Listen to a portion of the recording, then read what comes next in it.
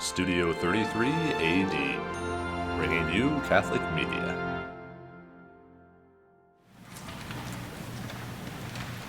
I received a text a little while ago from one of my parishioners back in St. Paul saying, "I know this is your favorite liturgy of the year. Congratulations on this Holy Thursday 2024. And not that I forgot that, but it was nice to be reminded about that this is my favorite liturgy of the year.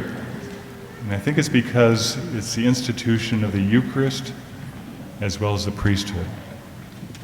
For that reason, I want to thank our rector here at the Cathedral, Father Hermano Serio. Thank you for your leadership and congratulations as you've chosen to serve the Lord as his priest. And Father Tim Sigert, one of our newer priests in the diocese, thank you for saying yes as well. Glad you're here. Thank you both very much. The institution of the Eucharist is actually prefigured in a beautiful way, as we heard in the reading from Exodus, where Moses and Aaron are spoken to by the Lord on how they will be leading the people of Israel into the promised land. They need to prepare for the journey. In doing so, they are to procure a lamb, take the blood of the lamb and put it over the post and the lintel, the entrance to the doors of the houses you live. All those who do so will be protected, and partake of the flesh of the lamb, cook that meat, and have a meal with the neighbor and you if there's neighbors too small for their own. That night they left slavery. They entered into the desert and journeyed toward the promised land. Not an easy journey, but they made it. How beautiful when you think of the blood of the lamb protecting the door and the lintel, the entrance to the home. We take in the chalice the blood of Christ. We consume that blood, and that is a protection for us. Helps us to be removed from sin of slavery of sin. And we receive the host, the body of Christ, for strength for our journey. It all prefigures, again, what Christ came to do. We're going home. The Lord's with us. How blessed we are. It's an interesting reading from John's Gospel because it includes the foot washing, which becomes a bit of its own ceremony within the Eucharistic Paschal mystery, the Passover supper. And Jesus gets up from the table, as we heard, and puts an apron on and kneels down to wash his disciples' feet.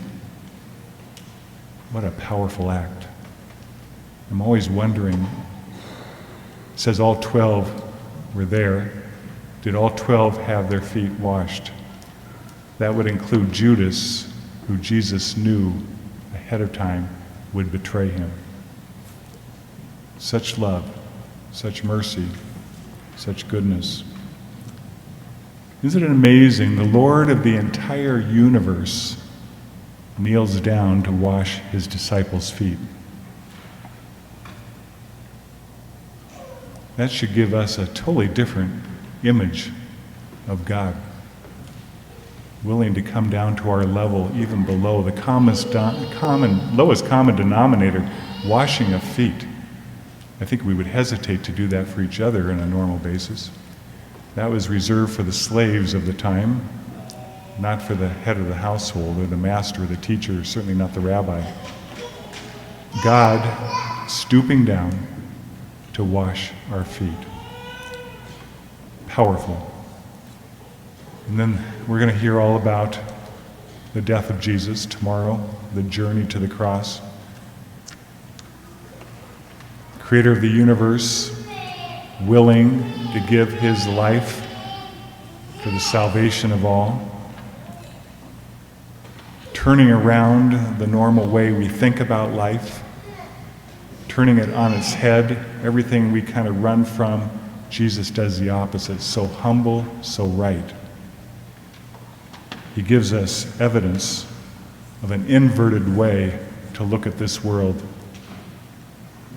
His actions are seen in power, in the power of love over violence. forgiveness over revenge, vulnerability over prestige, and surrender over control. If you hear the Passion read tomorrow, think of these words. Jesus fulfilled every one of them. That's his mission. He calls us to follow him as we go through sometimes a desert of our life where there is conflict, where there is hunger, there's confusion. He calls us to take on his mission, to be strengthened by his body, to be washed clean by his blood. He takes us as his own. He washes our feet. He renews us. He cleanses us, gives us purpose and meaning. And he asks us to follow him in the mission as well. Put on love over violence. Put on forgiveness over revenge. Vulnerability over prestige. And surrender over control. In doing so, you will have life.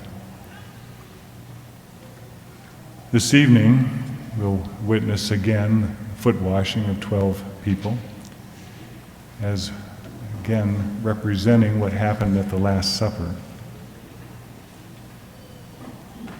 I'm going to invite all of us to enter into the foot washing from where you are, to imagine being at the Last Supper, the upper room. Imagine Jesus coming up to you and saying, "Let me wash your feet. Let me wash your feet. Let me cleanse you. Let me renew you.